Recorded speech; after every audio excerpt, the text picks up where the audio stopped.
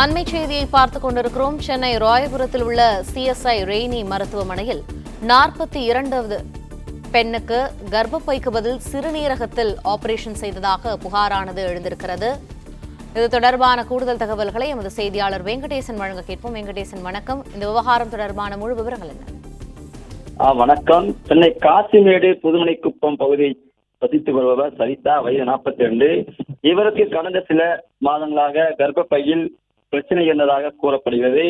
கடுமையான வயிற்று வலியின் காரணமாக சென்னை ராயபுரம் GV ரோடு பகுதியில் அமைந்துள்ள CSI ரெய்னி மருத்துவமனையில் கடந்த 15ஆம் தேதி அன்று சிகிச்சைக்காக அனுமதிக்கப்பட்டுள்ளார். 16ஆம் தேதி இரவு கர்ப்பப்பை அறுவை சிகிச்சைக்காக நடைபெற்றுள்ளது. அறுவை சிகிச்சை நடந்து முடிந்த பிறகு சரிதாவுக்கு இயற்கை உபாதை மிகவும் கடினமாக தெரிய வருகிறது. இதனையடுத்து சரிதாவுக்கு ஸ்கேன் பரிசோதனை செய்ய பார்த்த பிறகு சிறுநீரில் செல்லக்கூடிய நரம்பு தவறுதலாக அறுவை சிகிச்சை மூலம் செய்யப்பட்டிருப்பதாக தெரிகிறது. இதனையடுத்து அவரது உறவினர்கள் மருத்துவமனை நிர்வாகத்தோடு வாக்குவாதத்தில் செய்த நிலையில் மருத்துவர்கள் அதற்கு தங்கள் சிகிச்சை மேற்கொள்ளப்படுவதாகவும் அதற்கான உரிய சிகிச்சை இந்த மருத்துவமனை இல்லை என்றும் மேல் சிகிச்சைக்காக அரசு ஸ்டான்லி மருத்துவமனைக்கு அவர்கள் ஆம்புலன்ஸ் மூலம் அவர்கள் அனுப்பி வைத்திருக்கின்றனர்.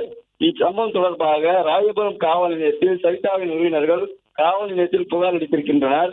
புகாரின் அடிப்படையில் போலீசார் இணைந்து வந்து போலீசார் மருத்துவமனையில் விரைந்து வந்தனர். இதனையடுத்து மருத்துவமனை நிர்வாகிகளிடம் சரிதாவின் உறவினர் வாக்குவாதம் ஏற்பட்டதால் அப்பகுதியில் பரபரப்பு சூழ்நிலை ஏற்பட்டது.